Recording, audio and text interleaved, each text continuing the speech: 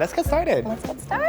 All right, and we're gonna start with our SynchroSkin Foundation. We're using 2 colors on you, Halima, and the first color is a little paler, so we want to sort of essentially highlight you with this. Now I'm gonna take our warmer color, we're gonna go on Halima's chin, around the perimeters of her face, up to her cheekbones. I love this foundation because of the fact that it resists heat, oil, and any kind of facial movements. So smile away. Smile away, girl. It's gonna last all day and it's just gonna look amazing.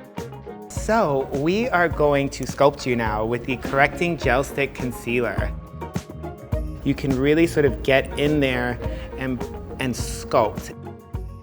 This is one of my little tricks. So I burn out around the hairline, and this brush, the Fude, is absolutely perfect because you won't stain your scarf because you can really control your application around the hairline. Hijabis, did you hear that? Girls are always messaging me like, oh, how did you do makeup and not get it all over your scarf or turban? So this is what you need. This is the SynchroSkin Self-Refreshing Concealer. So you can see I put a little bit on your nasolabial fold. It's going to just keep your makeup looking fresh. Now I'm going to bake under your eyes using the Invisible Silk Loose Powder. All right, so we're gonna do a smoky eye today. We're gonna use the Kajal InkArtist. My favorite part. We wanna dig this Kajal InkArtist into your waterline, create that super smoky, mysterious eye type of look. I'm gonna take away all the powder that we put underneath your eyes by buffing it all out. We're gonna finish off your eyes using the ControlledChaos Mascara. So we're gonna use the Oradour Solar.